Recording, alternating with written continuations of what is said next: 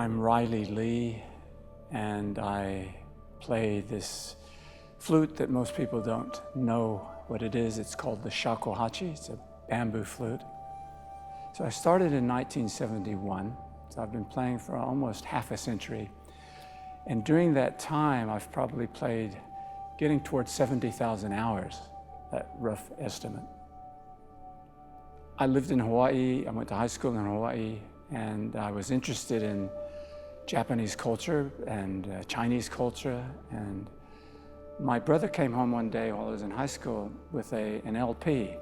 It was called Music for Zen Meditation. And it was a clarinetist, a jazz clarinetist, improvising with two Japanese musicians, one of whom was a shakuhachi player. And I liked the album, but I particularly liked this 2.5-minute solo by this player who later became a living national treasure in Japan, Yamamoto Hozan. And I just fell in love with that 2.5 minutes of just this instrument. I had no idea what it was. I'd never heard it before. Back then, of course, you had to pick the needle up. So I picked the needle up and went back to, and I wore out that track on the album. I just listened to it so many times. It was just fascinating. Then one thing led to another, and I happened to be in Japan. And I thought, maybe I pick up a shakuhachi. And I went to just buy one. An old man was in the store, and there was all these shakuhachis. And right now, you know, it would be, say, from $1,000 to $10,000. But back then, it was like $100 to $500. They were cheap. I could afford the most expensive, but they're all pieces of bamboo.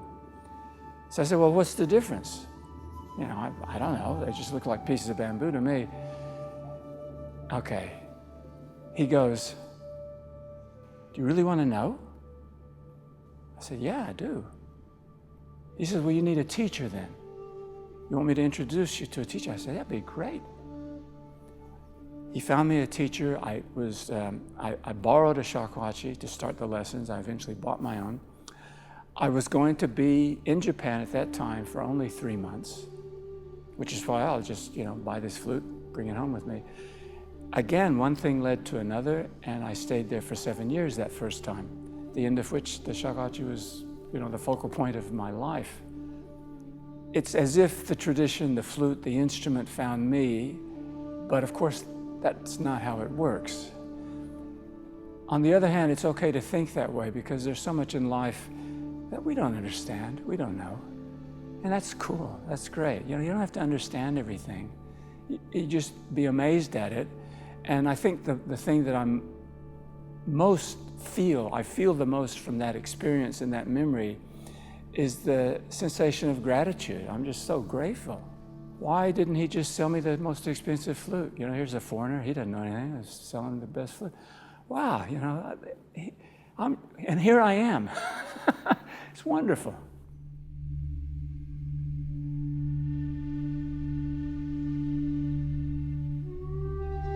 So I was awarded the rank of Dai Shihan, which is often translated as Grand Master, and that sounds really good, but actually it just means big teacher. And that's an important point because in this tradition, the idea is you can't master the tradition until you pass it on. And I always think of it, it's a bit like electricity. The tradition, the shakuhachi tradition, that's the energy. That's nothing to do with me. I'm just the light bulb. The energy comes, the electricity comes through me, and if I stop it there, I don't light up, nothing happens. It's only if the electricity passes through me that I light up. So it's the giving of the tradition, having received the tradition. That's the only way I can have the tradition, is by giving it away. And that's why the highest rank you can get in the traditional shakuhachi kind of world is big teacher. First, you have to go through the ranks to become, you get these various ranks. It's a bit like martial arts, the brown belt and the black belt. Once you become kind of black belt, then you have to take a test. And the test was all day long in front of a board. And it was 5 parts. Did the test, passed the test. And then, if the person who has passed this Shihan, which just means teacher, the teacher's license, is in good standing and has demonstrated that he or she has added or contributed to the lineage, to the tradition. After 5 years, minimum 5 years, you are bestowed the rank of Dai Shihan. Unless you can't ask for it, you can't earn it. Well, you earn it, but you can't request it. It's just given or not.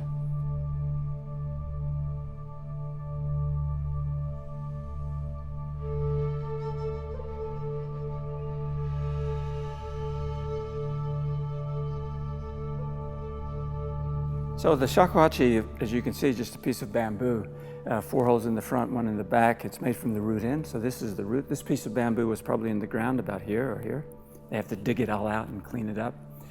And bamboo is hollow except at the joints, so they knock out the joints or the nodes of the bamboo, and they make the blowing edge by just cutting an angle at the top node or joint, forming this sharp edge.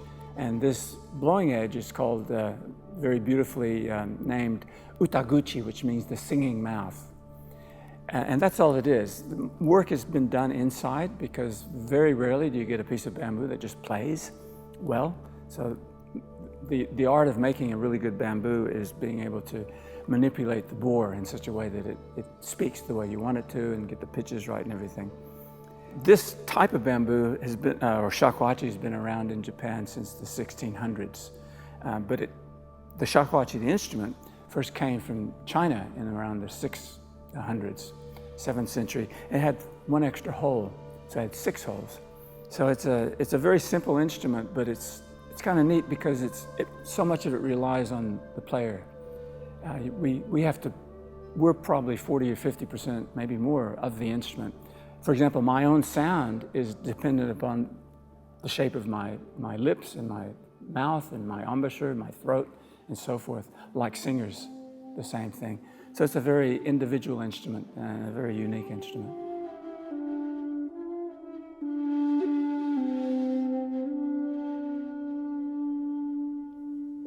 There was this lady in the 12th century, so this is the 1100s, and she became an abbess in a place in southern Germany called Bingen, and her name was Hildegard. So she was Hildegard of Bingen. And she was just the most fantastic lady. The more I read about her, the more I just think, goodness gracious. You know, she was a doctor. She had an encyclopedic knowledge of all the different herbs used to heal people.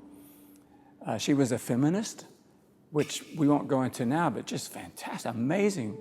You know, she would be ahead of her times even now. Some of the things you'd think, how could that be? But yeah, scholar and a composer. Now this is how I first heard about her, and you know, I don't know the Latin, but there's something about the music that just again spoke to me in the same way that 2.5 minute shakuhachi solo that I first heard spoke to me. When I think about why I was particularly drawn to Hildegard in terms of playing it, not just listening, and wanting to see if it works on the shakuhachi, it's something that I can't really explain very well unless it's to someone that kind of knows about the instrument. I can only make 5 different pitches using the open holes, and the other pitches I have to make by manipulating the embouchure. And when I do that, it changes the tone color, but it also changes the way I play those notes. In the shakuhachi tradition, they're called meri notes, which is, you have the kari notes and the meri notes, and it's a bit like yin notes and yang notes. So the meri notes, which are the notes I've been down, are more yin. They're more kind of inward. They feel different. And I'm not a singer, but I have a feeling that certain pitches feel the same way when you sing it, and it just feels right. So when I started playing these pieces, I didn't know this at the time, but these meri notes, these yin notes, these softer notes, these inward notes, are just in the right spot. They work brilliantly. And it's something that no matter, it's a bit like, you know, you think it sounds good to listen to.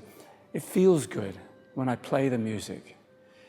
And I often think, you know, even if I went deaf, I couldn't even hear the music. I could still feel the vibrations, and I could feel this thing.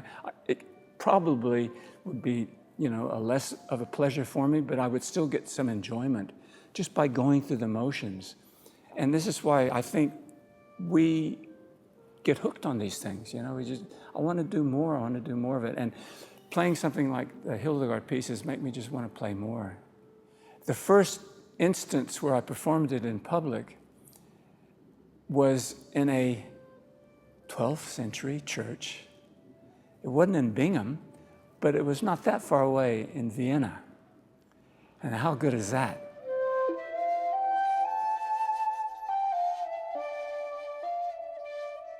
Hildegard created these pieces to be sung in her chapel before, during, and after Mass. And it was communion with whatever you want to call it. They called it God, but we could call it our inner selves, or we could call it the universe, or, it was a time of contemplation. It was a time of being focused. It was a time of being right here and right now. In that way, I think the Hildegard music is ideal for right now. In fact, perhaps even more so, once we're all vaccinated and it's back to normal and we're just all out there and we're going to pubs and riding on airplanes and the busy, to be able to put on something that even though a song lasts for only 3 minutes, it takes you to the space we all need to be at least occasionally. We're all human. We were human back then. We still are. We still need the same stuff. The same things still work for us. And hopefully this will help us remember that.